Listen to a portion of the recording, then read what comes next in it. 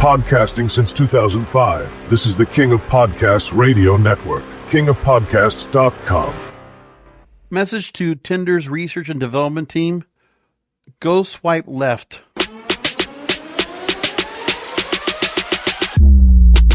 We're all a little depraved and debaucherous. Here is the king of podcasts. Yes, I'm recording this just after, well, it's officially still April Fool's Day here in America, where I'm at in my man cave studio here in South Florida, USA. King of Podcasts here with you. And it'll be officially April 2nd as this episode goes out. But either which way, Tinder. I don't understand these people. I think it's just a complete joke what they decided to do on a regular basis. So now, after what we talked about last time with this group, and it's been a little while since I talked to the thing that Tinder does on a regular basis, trying to figure things out. Last time we brought them up was December of 23. Because in 2023, they were doing a few things. They had a Tinder dating dictionary for teens. And they had a new idea of becoming the place for matchmaking. They wanted to go and do something where they can get more people to go and match up on the site. And then they decided to go and put Tinder Select, a $500 ticket price for matchmaking on Tinder. Now, since I last talked about this, I don't think I've heard anything about Tinder at all. I have not really talked much about dating apps, more or less, for the bulk of 2024. I didn't. It just wasn't anything to talk about. And I don't know anybody that still looks at dating apps anyway like that. The idea of swiping left or right, I don't think anybody does it anymore. If it does, it's just a hookup app, but that's about it. But it's so damaged now. It's nothing quality on there anymore. But Tinder continues to go on and move forward because people know what that particular platform is and what they're meant to do. So now they have a new gimmick to put in front of people. A new AI-powered game to assess your flirting skills. So get this. It's your chance to go ahead and try your pickup lines. And the app will let you know if the pickup lines are any good. That's the idea in a nutshell. So Tinder announced a new game powered by OpenAI, the folks that give you ChatGPT, allowing users to interact with an AI bot to practice flirting, reenact meet-cute scenarios, receive scores with suggestions for improving their dating skills. So the new mystery is on Tinder. The new pickup artist is on Tinder. You're telling me that we now have AI pickup artists. I didn't know we would get to that point, but do they wear like the funny hat? Do they do like the little, the kind of things that they put like on their neck? Something that's going to be a conversation starter? Are we going to go back to that again? Are we going to play like the game of having multiple people to talk to just to get to the one girl you want to really talk to and take home? All that. Is that really supposed to work?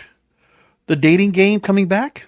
So in this game, you tap the Tinder logo on the top left corner of the app, and then you get a deck of cards with each one using a different AI persona and scenario.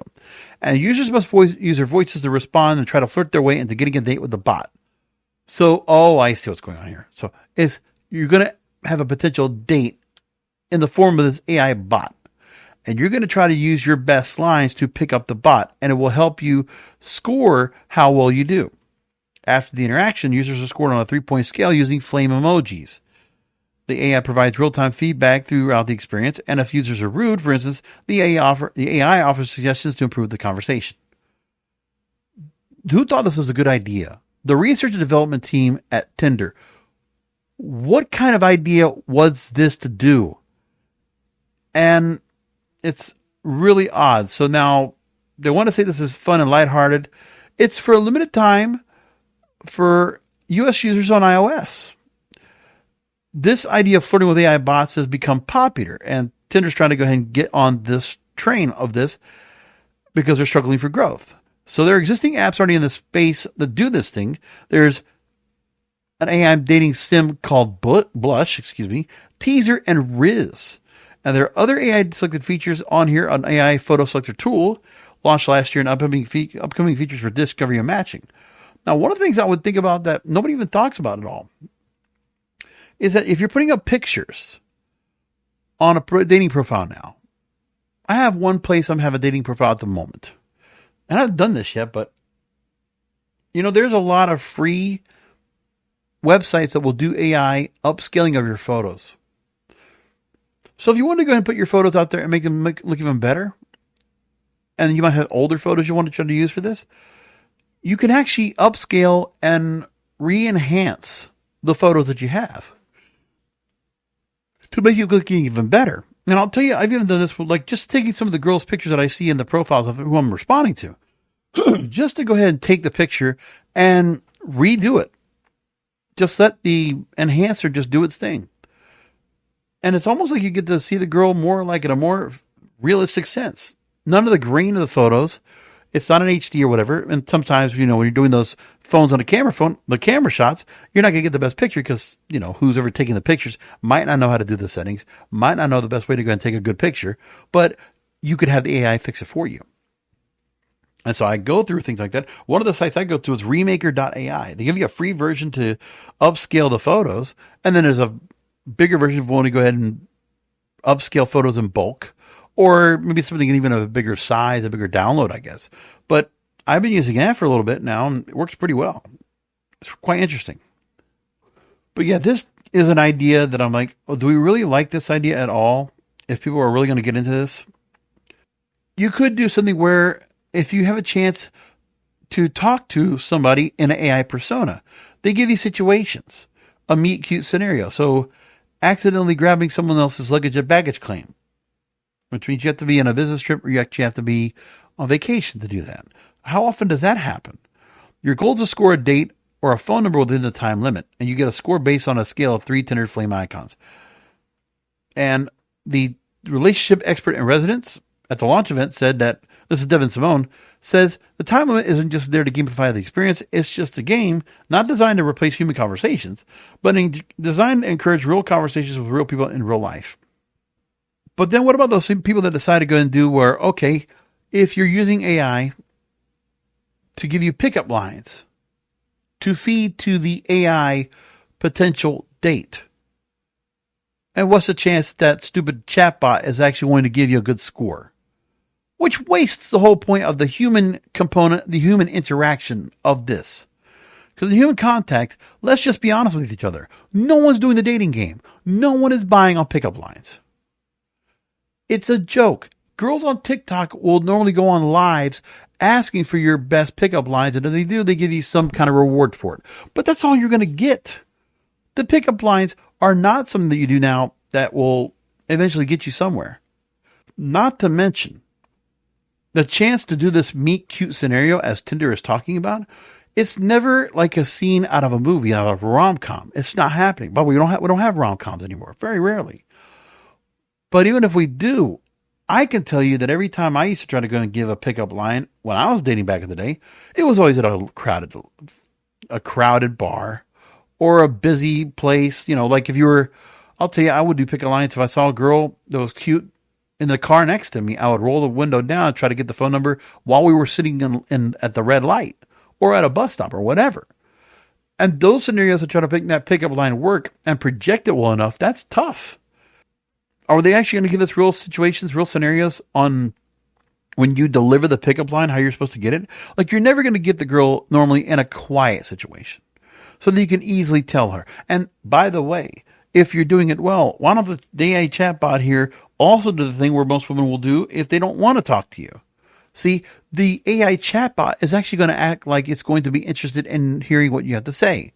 When 95% of the time, the girl's not going to care unless they see you and they're attracted to you, or they see something about you that catches their attention. And it probably takes a little bit for that to happen. You're not going to get it right away. Like I used to hear those people that just talk about, well, when you meet somebody, it's like you find them at random and just catch them by the surprise. It's all these different pickup artist things that used to be out there. That's why there haven't been any books on that in about 20 years. Maybe more than that, honestly. That was like a thing out of the late 90s, early 2000s. Not anymore. You have a limit of 5 games today, lest you forget the real purpose of using Tinder as a dating app for matching with humans, not bots. See, but for some girls, they might just use this just to go and have some fun with it. Like it's like a hot or not, which is the original idea that Tinder came from. It's a game. So people that are on this site, on the app for Tinder, it's like a game anyway. Hot or Not used to be the original name before we even had Tinder. And then Tinder just took the idea and ran with it. But it was Hot or Not. Same thing here. So it's pickup line contest, see if it works. Like something out of the dating game. Like the dating game, okay, you could have done that, but I guess maybe the Chuck Barris estate will not allow it. But yeah, what if you did like a dating game and you had 3 different girls that legitimately had to listen to your pickup lines? Because that used to be a question that the particular dating game contestant, if it was a girl talking to 3 different guys, potential singles, and they would say, what's your best pickup line to pick me up? And it would always be something, whatever, risque, and this and that. Plus, what if you give a pickup line that's supposed to be risque or a little bit tongue-in-cheek or something like that, and it's like a Me Too movement? It's like, oh, the girl gets triggered. Is that AI chatbot also going to handle the feelings of the triggering of a girl that will see them? Like, that's the point. You're giving a scenario that is not based in reality. The AI idea might be fun, but it's just a game. This is Devin Simone. Right. Not supposed to replace human conversations, but encourage real conversations with real people in real life. Yeah, this is not going to happen. Devin, sweetheart, no. I see what you're trying to do here. But this is also not the first time we have AI incorporated into dating apps. Now we have Hinge recently launching an AI prompt editor, Grindr testing an AI wingman, and apps like Riz and Wing AI that are basically AI agents dating on behalf of the user. So what, Cyrano de Bergerac? Come on. Unlike other AI dating app features that are text-based, Tinder's new game is a sense of realism to practicing your game using OpenAI's advanced voice mode. No. This is dumb. This is stupid. Anybody that thinks this is going to be seriously good to work with will not work. Now, Ms. Simone here also says the AI rewards curiosity and warmth, listening, asking, follow-up questions. This is not what real women are. Especially American women, this is not how they are. Not even close. You think this is like a good idea, that this is actually going to help boost or some schmuck on here that's got the dating app. Maybe he's on Tinder Select for $500 a month. The matchmaking's not working. So use the game here. This is like bad matchmaking. Imagine if you had some matchmakers that use the pickup line on a girl and see what happens. We don't hear pickup lines anymore, do we? I don't even know how people really get together and connect. But it's not by pickup lines anymore. That's a passé pastime. No one's doing that anymore. It's not about being slick, quote, or having the best line. It's about being human. And the game by Tinder was built with social psychology frameworks that inform the scoring and give you tips and recommendations. The AI is going to help you how to up your game and show you how to go ahead and talk like a real guy. No. She also says that the game is a intentionally over the top, a low stakes, playful experience that feels more like improv than a guide to perfect flirting. That's according to a Tinder spokesperson. It's about helping people feel comfortable expressing themselves, not following a formula for success. Over the top, low stakes, playful experience. So wasted time. People are spending $30, $40 a month, up to $500 a month to meet someone on this line. They're not on here, Mr. or Mrs. Tinder spokesperson, to play a game.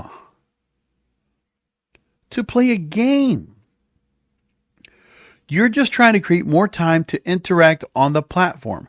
It's like another way of engagement. Just try to keep them on there to go and move more. And they think this is actually going to help. And you're making people think that this stupid idea is going to work in the first place. What's wrong with you, Tinder? Practice your skills in a risk-free environment so you can hopefully feel more confident for the real thing. Just don't use pickup lines. Don't think of something you think is going to work. Look, if you use a pickup line, if I've done it now, it's a joke. I don't even worry about those kind of things right now. I don't even try to use those things. Like right now, I mean, when I feel in the mood to tell the girl she's pretty or I want to just say something to her just to kind of give a line, I just do that. But I'll also say not for nothing or, I don't mean anything by this, but that's what I'm saying. Because I'm not even worried about trying to date. The other part is Tinder, you don't understand the stigma that we have right now. I don't think the dating apps don't understand it either. We are at the point now where many young men And look, in that category, I fit because I'm so inexperienced when it comes to dating, because of how little I've gone, deep into the water of dating and relationships in the first place. But with my chronic career in this, I feel responsible enough and mature enough to understand my mistakes and pass them along to the guys that will make these mistakes. Okay, guys, I've done this before and I have failed miserably many times. If I had a chance to go ahead and make it successful, I would have had to settle or compromise. And I'm not going to do that. And I never have. And I will go to the end of it all saying that I did that. Because that's just the way I am. I'm a nonconformist. But when it comes to dating right now, the pickup lines, forget about it. What about when you actually try to get the date? Because that was the one thing that I always worried about myself with in the first place, was just to get the number, just to get the first date. So I would get that. I mean, aside from the rejections, my acceptance for phone number to rejection was not bad. But that's because I just kept going out there and going along because everything was just a rejection or nothing going on, a ghosting, or just something else that happened that nothing came of the potential phone number. I can't tell you how many times I got a phone number and we went nowhere with it. But once you even get the girl on a date, then you have to start considering what's the real deal. It's not the pickup line you're worrying about. It's not the initial contact.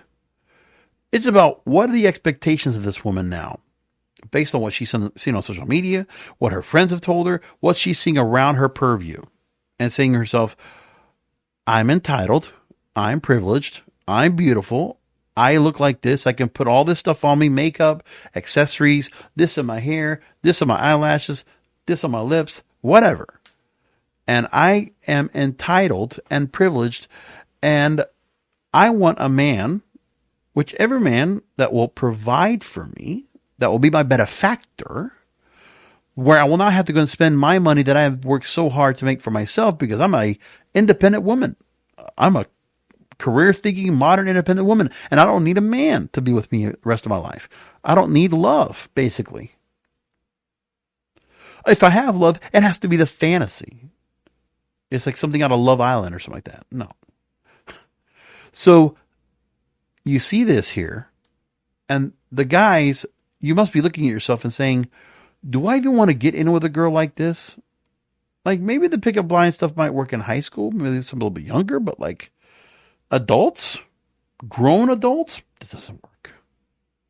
Now, I would love to hear from the women of this audience, which I know I have a pretty distinguishing, pretty sizable female demographic on this program. And I thank all of you women for listening to this program. Thank you for listening to this program. You know, I don't put this on camera because I don't think anybody wants to go and look at me on a regular basis. Like I'm average looking. I'm going to admit that. But I know my voice sounds very attractive. Sounds alluring. Sounds, gentlemanlike. But I will say that there are guys that are probably not going to approach with a pickup line that's like an icebreaker. Because we're already now at the point where the stigma of being scared to even approach a woman. Like, let's just talk about the fact that for myself, I know all the time I'm putting on Bluetooth. I got earbuds on a regular basis outside. A lot of times when I go into a store or I'm walking around. Just do. And then I notice a lot of other people doing the same thing. What's the chance that you don't see somebody with their earbuds and you want to talk to them? They're not paying attention. Or they're doing something else. They're on their phone. They're not paying attention either. Like you have so few times now to interact.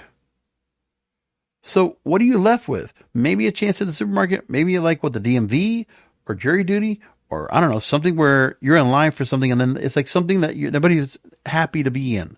But it's because they can't be on their phone. They can't do anything right now. They just have to sit in line and just deal with it.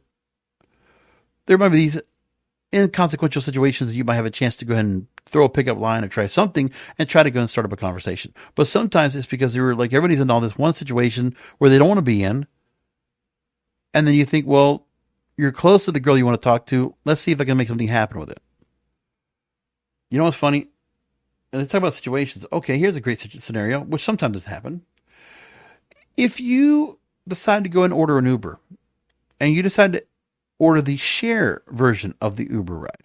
I can remember specifically, I took a girl that was about a good 10 miles away from where she was working at a Wendy's. And she had the Wendy's uniform on. She was going into work, middle of the afternoon. And she ordered the share. This is before COVID, by the way. And I remember I had to pick up another ride within a good 5 miles before I had to get to drop her off. So it was on the way to her job, but I had to stop and get this other passenger. And this guy, for a good 20 minutes he had in the ride, he was trying everything and anything to go and get this girl's number. And that's all I heard. I was like, oh. And I couldn't say anything back to him. I wasn't going to try to jump in. I was just like, well, let's see what this guy does. I just wanted to listen and see what that was like to happen. If he was going to get anything out of it. And he's like trying to smooth talk. He's trying every little thing right now. And you could just tell the girl's voice and what she was trying to hear. She was like, I just want to go to work. Shut up. Shut up, shut up, shut up. And like the guy could not help himself. Just kept trying. Incredible. So he tried some more and, nothing really happened. And then we get to the point where I drop her off and I can tell you she just quickly wanted to get out of there. But like, I don't care whatever pickup game or whatever this guy thought he could do. Like you can just tell this is the guy that some girls get that they just still try to go and pick up girls, even though it's now like not even it's more of a passé thing. Like there are still some guys obviously that will go ahead and approach girls. And I keep hearing from girls, those are the guys that they do not want to hear from. But it's like an unnecessary, like, what are they going to do? They're going to just keep approaching anyway because there's just some guys that will just go with it anyway. You just don't care. Good. Maybe your rejections will be enough where you'll finally get one that will be the one that you want. And maybe all that will work. But the time and effort right now to go to that rejection rate, which is now like not even 1 in 1,000 anymore. It's like 1 in 10,000. If you want to go through that again, the one thing I never even thought about when I even tried to go ahead and just approach girls, my game was just a pickup game. I never even thought about really what would happen after the first date. What I would do after that. Like I never got even to go past that. Because I was stuck in this game always. I was always in the get to know you stage. I never felt like I got very far with any girl at all. At any point.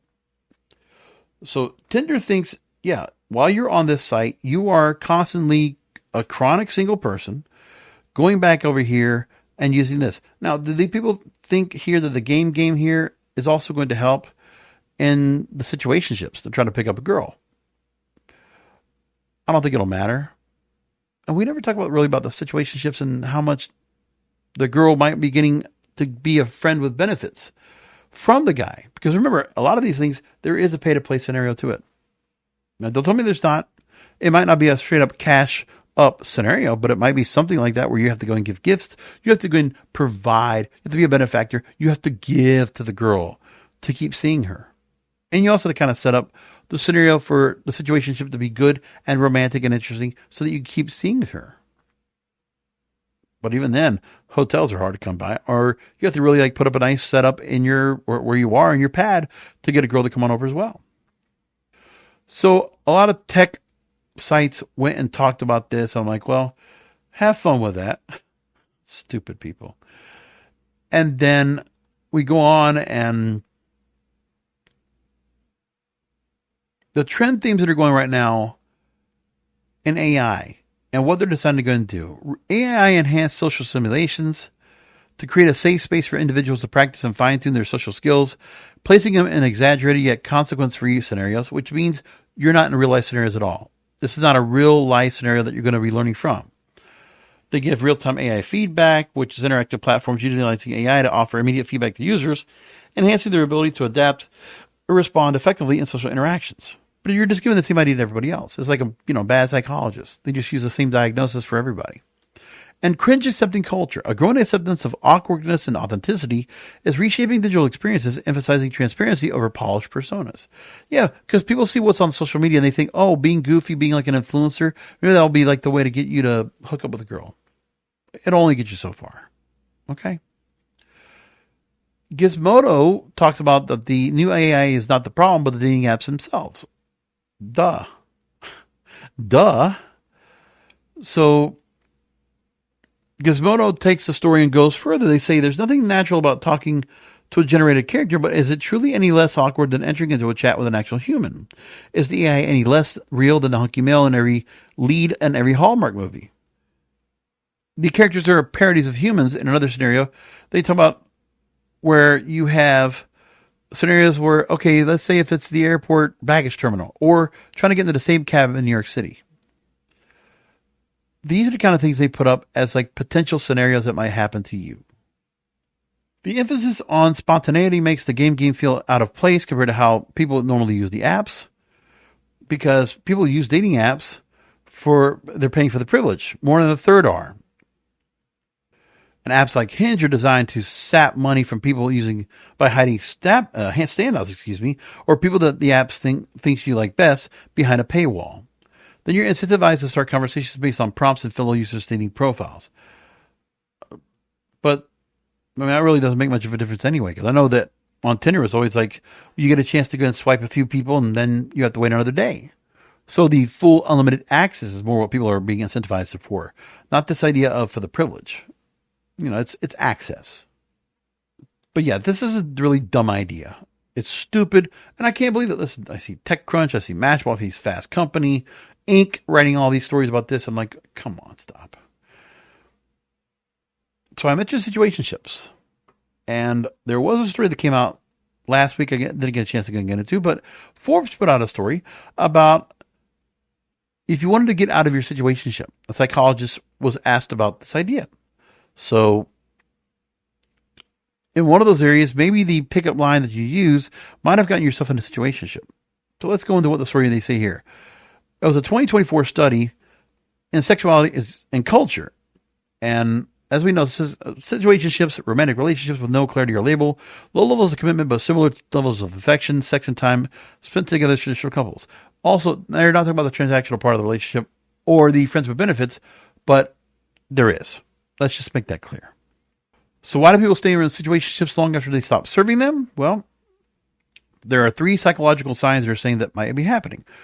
Number 1, you're secretly waiting for things to change. When you're struggling to get out, you might tell yourself it's not perfect, but maybe with time it'll get better. Yet deep down, you expect it won't.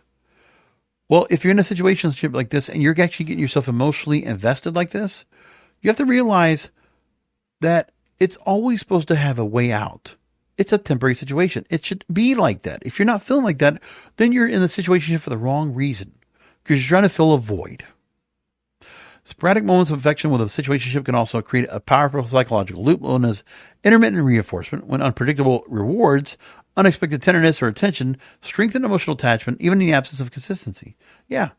So then if a guy wants to continue a situationship with a girl, then you just do something a little different to add a little more romance or a little more attention or attachment, because you want to make sure that girl comes back around again. Number 2, you're not sure why you've stayed. The idea of being alone feels more unbearable than being in something uncertain, but these are for some people that obviously have to be in something because they can't be alone. So guys will take advantage of a woman that wants to be in a situationship. And for guys, a situationship is just an in-between route or something you just have just to kind of fill the void of sex or whatever kind of romantic feeling that you get. But we don't necessarily need that. A situationship, let's just make this clear too. We don't have, like, the issues you go through of a situationship, it's just a hookup. It's hookup culture. But guys could very well go to the strip club and go find a girl in the champagne room. That still happens. They could find themselves in a massage parlor or a place that does body rubs. And they can find that situationship there for a transaction. But it's still transactional, no matter what. There's still that too. Number 3, you're avoiding the talk to keep the illusion alive. So asking, what are we in the situationship? Well, that should be a question that you just need to realize. If you were trying to date them, if you feel like you're going to make the situationship into something more secure, that's not the way they work. The same way like you're expecting to go and have a friend that you think is going to turn into a lover. That also doesn't happen much either. When you're into the relationship, it should be for the commitment, and then you go on and stay like that. But they're thinking that doesn't happen either. Well, letting go of a situationship isn't just about walking away. It's about choosing clarity over hope without direction. And clarity doesn't always come from the other person, but often begins with asking yourself, what have you been avoiding? Well, what you're avoiding is that you're enjoying what you're getting yourself into. that you're enjoying the transactions for some of the girls. Maybe you're just enjoying the depraved and debaucherous.